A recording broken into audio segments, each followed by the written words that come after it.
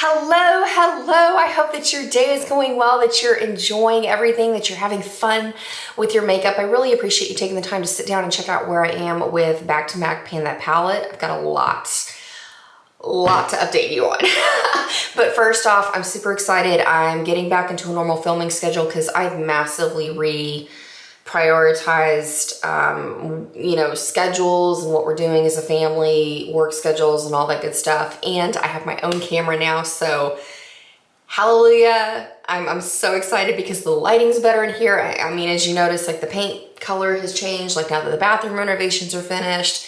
We got this new camera that is so much easier for me to operate, and now I don't have to like coordinate times with my husband because he's majorly into photography when he has time off from work, and Zoom schedules and all the stuff. You know the deal. Like it's been a moment for sure. So in terms of where we are with Pan That Palette, like I said, I have a lot to update you on, and I filmed a video with my thoughts regarding my makeup collection that is ready to post. But at the same time, in the last couple of weeks, a lot has changed. And because a lot has changed, like the biggest thing that's kind of happened was a massive grieving process for our family, because we had to put down one of our dogs who was 15 years old. That was a huge chapter of our lives. It was a very touching, sweet experience, getting to say goodbye. But at the same time, I think that my grief manifested itself in shopping, because I've purchased a lot of eyeshadow in the last couple of weeks. So I kind of want to go back and revisit my thoughts on my makeup collection, because I've accumulated quite a bit. I mean, it seems extreme in terms of like what I've been able to kind of abstain from in the last couple of years, and panning and all that stuff. So I don't know, that's something that I'm going to kind of reevaluate a little bit before I post. So that being said, I think that couple of moments, I don't even know where I'm going. I don't even know where I'm going with this. I think it's helped me to kind of figure out what I'm going to do for next year in terms of Pan That Palette. And that being said, I guess my mind shift has kind of happened a little bit already with what's going on, because like I said, we've got a lot to update you on. So in terms of where we're going to start with Pan That Palette, let's go on and start with MAC Semisweet Time. Well, yeah, we'll start with MAC Semisweet Times 9, because I do have a lot of changes to the palette. I've gone through my ebbs and flows with this whole project this year, just because I felt so thrown off with staying home and readjusting my entire reality. I have not worn makeup consistently at all this year. I mean, honestly. So to be at the point I am right now, I'm quite thrilled with the progress. So let me show you where I was with MAC Semisweet Times 9 the last time I updated you. And this is where I am currently. Wow, I'm loving the focus on this new camera. This is really, really nice. So I hope this is coming across doing justice, because I know I've had autofocus issues and like color change issues. I'm hoping the paint color is a much better fit than the green I used to have in the background, but that's beside the point. Another time, another place. But as you can see, massive changes to this palette. Now, the mauve shade that was over here, I have transferred over to this palette. We're going to talk about this in just a second. But the biggest changes here, I've been able to, I went on and repressed this brown shade that was in the middle. This is what was left, and I kind of just very carefully use this in my brows. Sometimes I'll use it in my crease if I just want an easy, minimal kind of a makeup day. But the biggest changes have been, I finally finished the peach shade that was in the top. That was a really lovely matte. I wouldn't call it a really warm shadow, but it was warm enough that it gave my eyes a very soft glow with this burgundy eyeshadow. I'm still wearing the same burgundy eyeshadow combination that I've been wearing for the past couple of months, because with the Project Pan through the pandemic, I've really kind of locked myself in with that Clinique blush, and so I'm sticking with these burgundy eyeshadows and really kind of methodically going through and painting them consistently. So the peach shadow is gone. The other thing that you're gonna see a lot of progress in is this matte black shadow down here. Once I hit pan, I went on and repressed it just to make it a little bit easier to get through, because to be honest, by the time we get through to December, I think that, I mean, I don't know how much I'm going to be able to use this mustard shade, but I really wanted to get kind of the rest of the palette cleared out as much as I possibly could. So this is where we are. I go on and continue to use this matte black shadow to basically set my liner on my upper lash line. This shadow right here, like I said, I will use it very lightly in my brows, or if I want to buff out my crease and have a little bit of a deeper shade, it is phenomenal for that, and we'll figure out something with this mustard shade. So that's where we are with that. So in terms of the mauve shade that was in there, that kind of takes us into the next palette that has my random MAC singles. And I was able to finish MAC Soft Brown. And this used to be a pan called Gold Bits. So I technically finished 2 full-size MAC shadows out of this palette, and I wanted to see how much shadow technically if I moved one of these into a full-size pan in order to determine how many full-size equivalents I would have finished out of the Semisweet ×9 palette.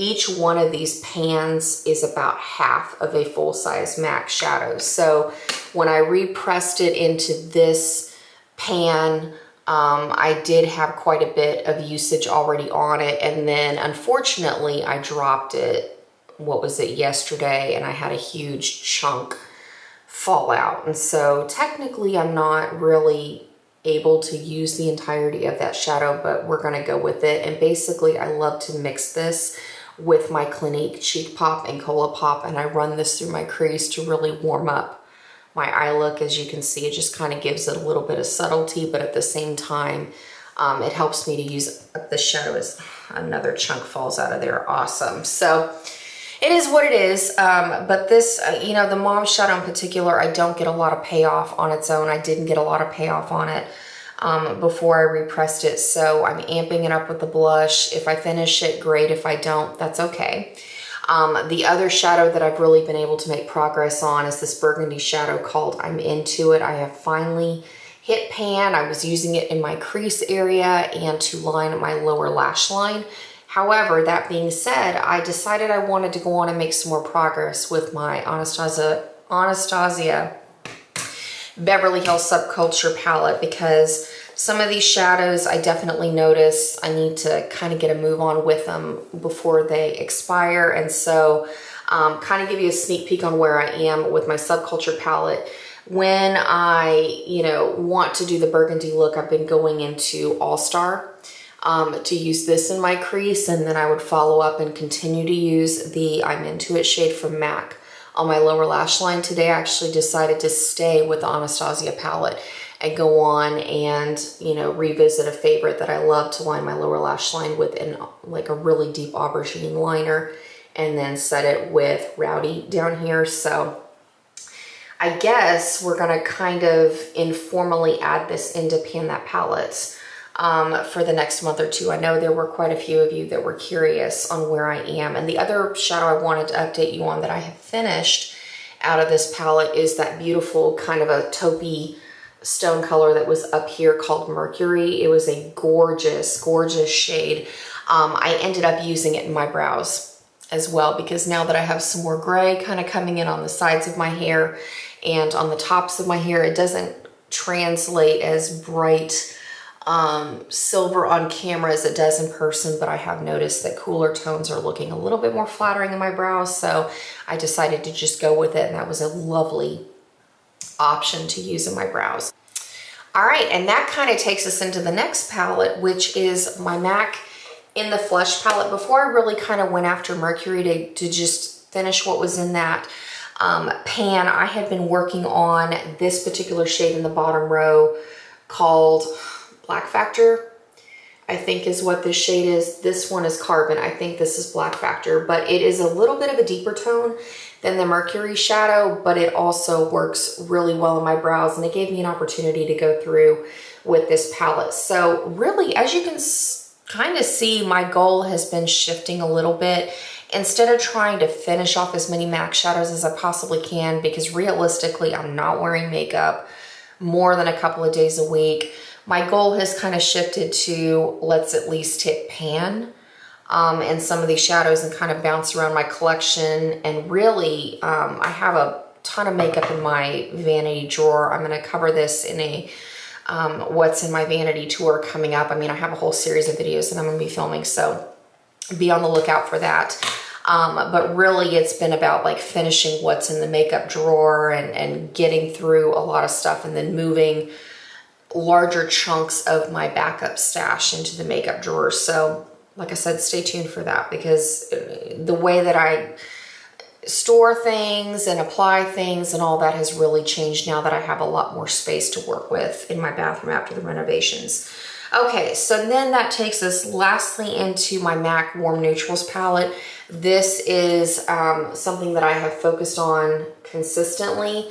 The shadows that I have made the most progress in, I have finally, I hope you're able to see this, but I have finally hit pan in this beautiful kind of a glowy, it's not quite a matte cream, but it has a little bit of pearlescence to it.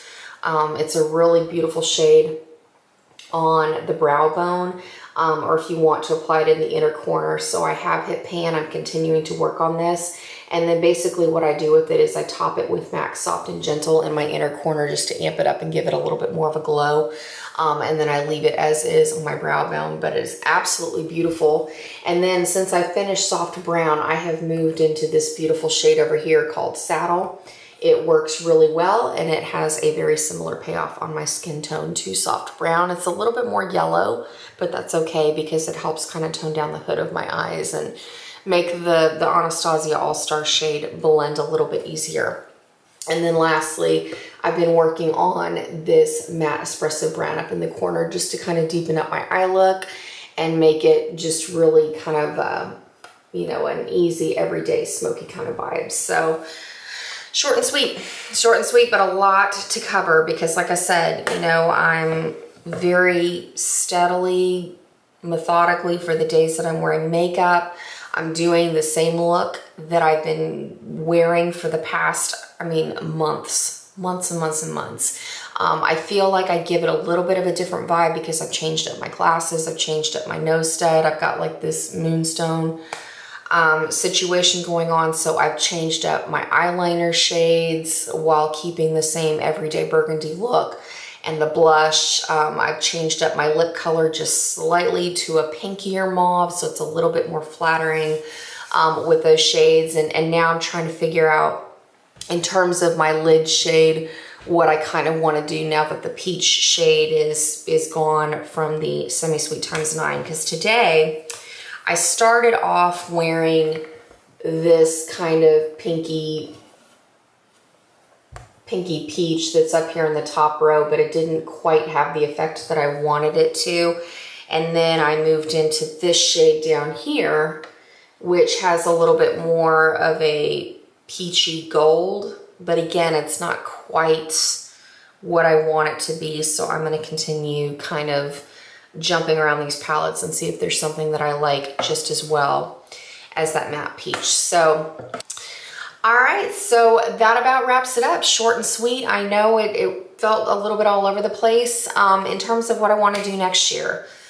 I am tossing around a couple of ideas. However, I think that the whole variation on the concept of pan those eyeshadows is really sounding appealing to me right now because, like I said, I have purchased quite a bit of eyeshadow in the last couple of weeks just from my eye was caught by a lot of different things and just kind of wanting to freshen up my makeup collection, get rid of some of the old stuff and replace it with things that are newer. I mean, there's a whole process. And like I said, I'll talk about that in my upcoming thoughts on my makeup collection video because I need to make some changes to that video since I have purchased quite a bit of makeup. I feel like it wouldn't be fair to not talk about where my thoughts are on that front. But in terms of where I want to go next year, I'm really kind of thinking about, I like jumping around with all of the different palettes that I am right now. And I've really kind of taken the mentality that I have like a bunch of stuff in my drawer, and my goal right now is just to kind of like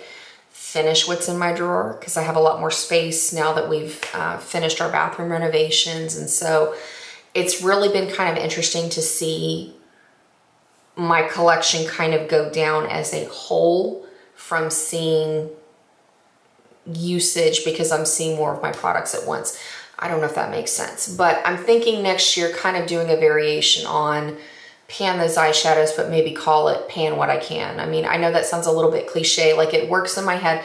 I'll figure out something with it, but you know, I like that idea, and then, you know, kind of see where I can go across my collection with it. So give me a little bit more time to kind of put my thoughts together on that. But that is kind of what I'm thinking in terms of next year, like maybe finishing off what's left of Subculture, going through. I've got shadows that I panned last year and a couple years ago from Too Faced that I could just knock them out and finish those shadows and get those pans out of my collection. I've got new palettes I could choose from that I've purchased, you know, this year, and start completely fresh. So I don't know, or maybe I should do a pan that palette of, you know, only using palettes that I've never touched before. I don't know.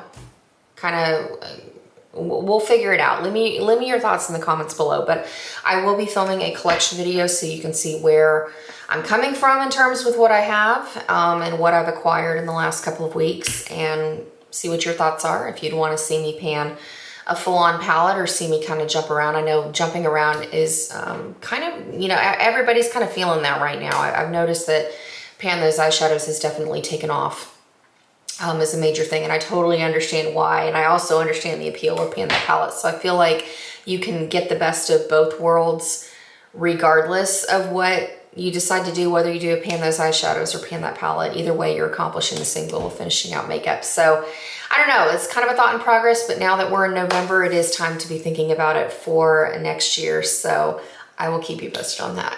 So until next time, take care, and I look forward to catching up with you real soon. Adios.